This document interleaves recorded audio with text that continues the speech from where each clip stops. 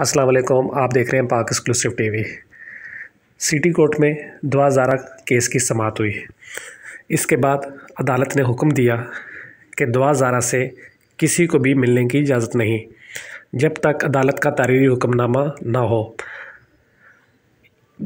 दुआ ज़ारा को child protection institute से कहीं मुंतकिल नहीं किया जाएगा जब तक अदालत नहीं कहेगी। अदालत का कहना था कि तफ्तीशी अफसर ने सख्त अफासी इंतज़ामात में दुआ को पेश किया। बच्ची से इसकी शनाख्त और जहां रिहाइश पज़ीर है इसका हवाले से पूछा गया।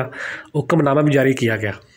दुआ ज़ारा अपना बयान रिकॉर्ड कराना चाहती थी तो अदालत ने कहा कि आज सिर्फ उनको पेशी का वो था, अगली पेशी पर उनको बयान की इजाज़त होगी, वो अपना बयान रिकॉर्ड करा सकेंगे। ये थी दुआ ज़ारा के हवाले से ताज़ा तरीन अपडेट।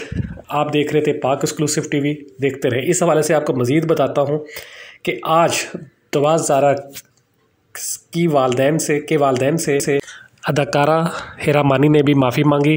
उन्होंने कहा कि जो उन्होंने पहले बयान दिया था उस पर वो दुआ ज़ारा के वालदैन से माफ़ी मांगती हैं, क्योंकि उन्होंने जो किया था वो गलत था। इस वजह से वो चाहती हैं कि वो उनको दुआ ज़ारा के वालदैन माफ़ कर दें। हिरा मानी ने कहा कि वो पाकिस्तान में नहीं थी, उनको जो यूट्यूब से और इधर उधर से स्टोरीज़ मिली उस पर वो उन्होंने बयान दिया था। अब जब उनको सूरत हाल का अंदाज़ा हुआ है तो वो चाहती हैं कि उनके वालदैन माफ़ कर दें।